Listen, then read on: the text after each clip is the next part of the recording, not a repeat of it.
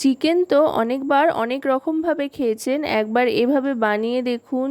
যে কোনো চিকেনের স্বাদকেই কিন্তু এটা হার মানাবে। একবার এভাবে বাড়িতে রান্না করে খেলে কিন্তু আর বাইরের চিকেন খেতে ইচ্ছে করবে না। এর জন্য প্রথমেই উইথ বোন চিকেন নিয়ে নিয়েছি 750 গ্রাম পরিমাণে। এবার এই চিকেনের মধ্যে দিয়ে দিচ্ছি লঙ্কার গুঁড়ো আর পরিমাণ মতো নুন। নুন আর লঙ্কার গুঁড়ো দিয়ে এটাকে ভালো করে মাখিয়ে নিচ্ছি। আর কোনো কিছু কিন্তু ব্যবহার করছি না ম্যারিনেটের জন্য। খুব সাধারণভাবে ঘরোয়াভাবেই কিন্তু এই সুস্বাদু চিকেনের রেসিপি আপনারা বাড়িতে বানিয়ে নিতে পারেন। খেতে অসাধারণ লাগে। এবার কড়াইতে সাদা তেল গরম বসিয়ে চিকেনটাকে একটু রেস্টে রেখে দেব। সাদা তেলটা গরম হয়ে আসলে এর মধ্যে দিয়ে দেব বেশ খানিকটা কাজু বাদাম, ছোট এলাচ, লবঙ্গ, দারচিনি। এলাচটা কিন্তু অবশ্যই ফাটিয়ে দেবেন। তারপর দিয়ে দিচ্ছি বেশ কয়েকটা আদার টুকরো, পেঁয়াজের টুকরো বা পেঁয়াজ কুচি, ডুমো ডুমো করে যে পেঁয়াজটা কেটে নিয়েছি, সাথে রসুনের কোয়া আর কাঁচা পাকা লঙ্কা। কাঁচা পাকা দুটো লঙ্কা মিশিয়ে দিয়েছি। লাল লঙ্কা, এতে করে রঙটা খুব সুন্দর আসবে, যেহেতু সেই জন্য বেশ সুন্দর একটা ডার্ক কালার আসবে। আর তার সাথে বেশ খানিকটা টমেটো দিয়ে দিলাম। এগুলোকে খুব ভালো করে ভেজে নিতে হবে। এগুলো থেকে বেশ যখন একটা ভাজা ভাজা গন্ধ আসতে আরম্ভ করবে তখন এগুলো তুলে নেব। চিকেন রান্নার ক্ষেত্রে যদি মশলা এভাবে ভেজে তারপরে বানানো যায় তাহলে কিন্তু চিকেনের স্বাদ অনেক গুণ বেড়ে যায়। এবার এটা একটু ঠান্ডা করে নেব। ঠান্ডা করে নিয়ে তারপরে মিক্সার জারে পুরোটা ঢেলে দিয়ে একটা পেস্ট তৈরি করে নেব। বেশ ঘন একটা মশলার মিশ্রণ তৈরি হবে, যেটাই কিন্তু এই রান্নাটার বেস বলা যেতে পারে। এই মশলা দিয়েই গোটা রান্নাটা হবে আর খেতে অসাধারণ লাগবে। মশলাটা কিন্তু আমি এখানে তৈরি করে নিয়েছি। দেখুন মশলাটা একেবারে তৈরি হয়ে গিয়েছে। অসাধারণ একটা গন্ধ ছাড়ছে এই মশলাটা থেকে। এবার এটাকে সরিয়ে রেখে কড়াইতে আরও একটু সাদা তেল গরম করে দিয়ে দিচ্ছি তেজপাতা। শুধু তেজপাতাই এখানে ফোড়ন হিসেবে ব্যবহার করছি, গরম মশলা বা অন্য আর কিছুই দিচ্ছি না। মশলার মধ্যে সবটা দিয়ে দিয়েছি যেহেতু। এবার চিকেনের পিসগুলো দিয়ে একটু ভেজে নেব। চিকেন যদি ভেজে রান্না করা যায় তাহলে কিন্তু এর স্বাদ অনেক গুণ বেড়ে যায়। তবে হ্যাঁ, চিকেন কিন্তু ভাজার জন্য কড়াইতে দিয়ে গ্যাসের ফ্লেমটা সব সময় হাইতে করে রাখতে হবে, তা না হলে কিন্তু চিকেনের স্কিনটা খারাপ হয়ে যেতে পারে কড়াইতে লেগে গিয়ে। তাই হাই ফ্লেমে কিন্তু খুন্তি চালাতে হবে চিকেন ভাজার জন্য। আর চিকেনটা ভাজতে থাকতে থাকতে চিকেনটা যেমন সাদা হয়ে আসবে চিকেনের স্কিনটা ভাজা হওয়ার পর, তেমনি কিন্তু চিকেন থেকে জলও ছাড়বে। এতে করে কিন্তু চিকেনটা মোটামুটি কিছুটা নরম হয়ে আসবে। এমনিতেই মুরগির মাংস অনেকটাই নরম হয়, খুব বেশি সময় লাগে না রান্না হতে। দেখুন সাদা হয়ে এসছে এবং জলও ছেড়েছে। এবার যেই মশলাটা তৈরি করে রেখেছিলাম ভেজে, সেই মশলাটা গোটাটাই দিয়ে দিলাম।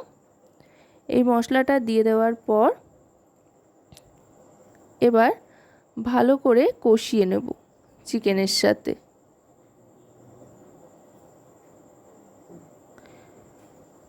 এই সময় কিন্তু গ্যাসের ফ্লেমটা মিডিয়ামে রেখে ধীরে ধীরে কষাতে হবে। যদি সমস্যা হয় তো সাঁড়াশি দিয়ে কড়াইটাকে ধরে নিয়ে আপনারা করতে পারেন। ভালো করে মশলার সাথে মাখিয়ে নিতে হবে সব দিক থেকে। দেখুন এখনই যেন দেখে মনে হচ্ছে চিকেন তৈরি হয়ে গিয়েছে আর অসাধারণ একটা গন্ধ ছাড়তে আরম্ভ করেছে, সাথে তেলও ছাড়তে আরম্ভ করেছে। এবার দিয়ে দিচ্ছি রোস্টেড জিরে গুঁড়ো। আপনারা মার্কেট থেকে কিনে আনা যে কোনো জিরের গুঁড়ো ব্যবহার করতে পারেন। আমি কিন্তু এখানে বাড়িতে তৈরি ভাজা জিরের গুঁড়ো ব্যবহার করছি।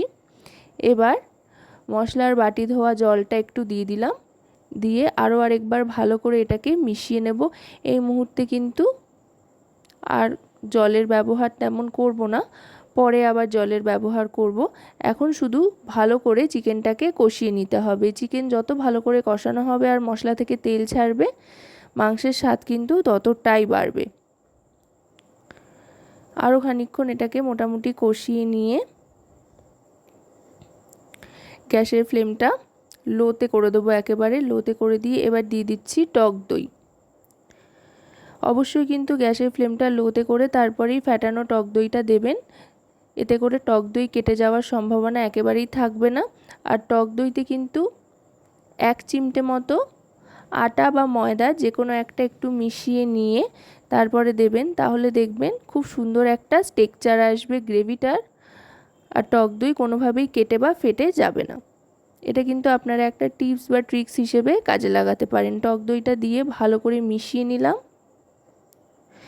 দেখুন টক দই দেওয়ার পর কিন্তু গ্রেভিটা অনেকটা ঘন হয়ে এসছে আর আস্তে আস্তে তেল ছাড়তে আরম্ভ করেছে। এই সময় লো ফ্লেমে ঢাকনা চাপা দিয়ে দেব। মোটামুটি 10 থেকে 12 মিনিট ঢাকনা চাপা দিয়ে রাখতে হবে। 10 থেকে 12 মিনিট বাদে ঢাকনাটা সরিয়ে নিলাম, আর অবশ্যই কিন্তু গ্যাসের ফ্লেমটা লোতে রাখতে হবে। দেখুন মাংস কিন্তু এই সময় মোটামুটি 60 থেকে 70% তৈরি হয়ে গিয়েছে আর একেবারে কষে এসছে আর দারুণ সুন্দর একটা টেক্সচার চলে এসছে। এই রেসিপিটা কিন্তু আপনারা যে কোনো রাইস আইটেমের পাশাপাশি নান, রুটি, লুচি, পরোটা এর সাথেও সার্ভ করতে পারেন। বাড়িতে লোকজন আসলে বা অতিথি আসলে তাদের জন্য কিন্তু এটা আপনারা তৈরি করতে পারেন। অসাধারণ খেতে লাগবে। এবার দিয়ে দিচ্ছি এতে জল দিয়ে আরও খানিকক্ষণ এটাকে ফুটিয়ে নেব। জল দেওয়ার পর কিন্তু গ্যাসের ফ্লেমটা মিডিয়াম টু হাইতে করে নিয়ে ভালো করে একে ফুটিয়ে নিতে হবে।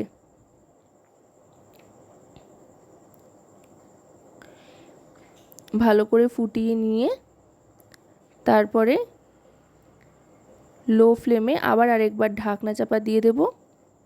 আরও খানিকক্ষণ কষিয়ে নেওয়ার পর ঢাকনাটা সরিয়ে নিয়ে শাহি গরম মশলার গুঁড়ো ছড়িয়ে দিচ্ছি।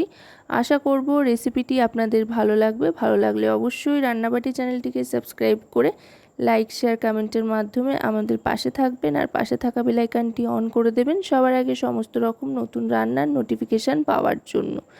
এবার গ্যাসের ফ্লেমটা অফ করে দিয়ে আরও আরেকবার ঢাকনা চাপা দিয়ে স্ট্যান্ডিং টাইমে রেখে সার্ভ করে দেবো গরম গরম।